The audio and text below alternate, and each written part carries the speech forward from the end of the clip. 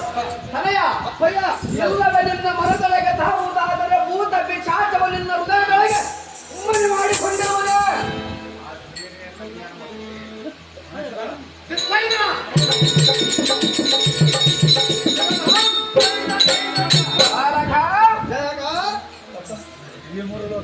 ಈ ಮೂರು ಲೋಕಕ್ಕೆ ನಾನೇ ಪರಮಾತ್ಮ, ಸರ್ವಜೀವಿಗಳ ಅಂತರಾಂತದಲ್ಲಿ ನಾನೇ ಪರಮಾತ್ಮ. ಎಲ್ಲರೂ ನನ್ನನ್ನು ಪರಮಾತ್ಮನಿಂದ ಪೂಜಿಸುವವರು ಆ ಶ್ರೀಹರಿಯನ್ನು ಬಿಟ್ಟು ನಿನ್ನನ್ನು ಹೇಗೆ ಪೂಜಿಸುವರು ಜನಕ?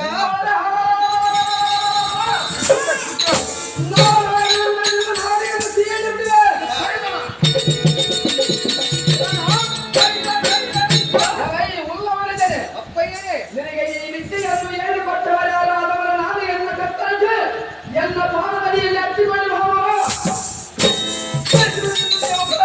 ಅಹೋ ಜನಕ, ಹಾಗಾದರೆ ಹೇಳುವರು ಚೆನ್ನಾಗಿ ಹೇಳು.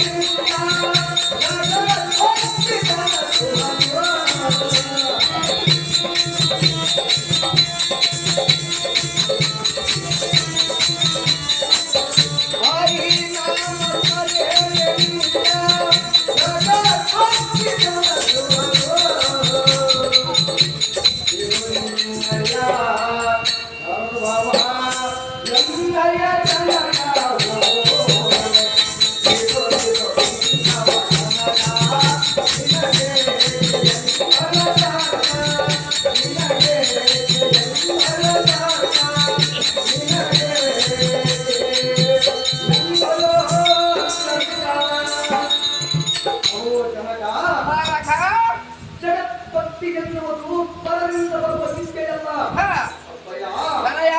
ಅದು ಮಹಾತ್ಮರ ಸೇವೆಯಿಂದ ಅವರ ಅನುಗ್ರಹದಿಂದ ಸಾಧು ಸಜ್ಜನರ ಸಂಘದಿಂದ ಮಾತ್ರ ಸಂಘವು ಎನ್ನ ಅರಮನೆಯಲ್ಲಿ ನಿಂತ ಒದ್ದಾಡುತ್ತಿರುವುದಲ್ಲ.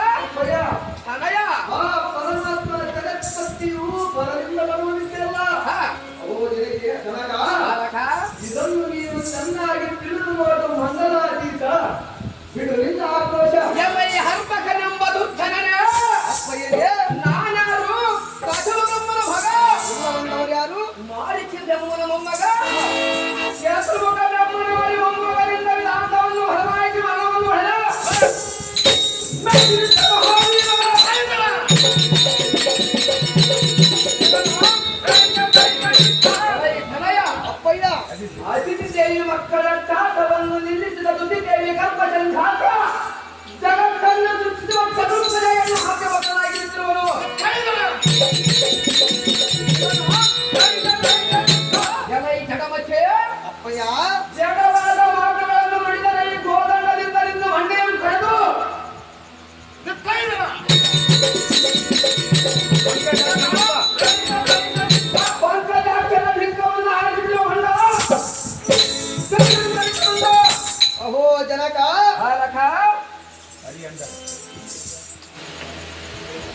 ಅಹೋ ತರಣೀಶನಾದ ತಂದೆ, ಓ ತನಯ, ಹರಿ ಎಂದರೆ ಅರಿದು ಹೋಗುವುದು ನಿನ್ನ ಮನದೊಳಗಿನ ಪಾಪ ನಾಶ.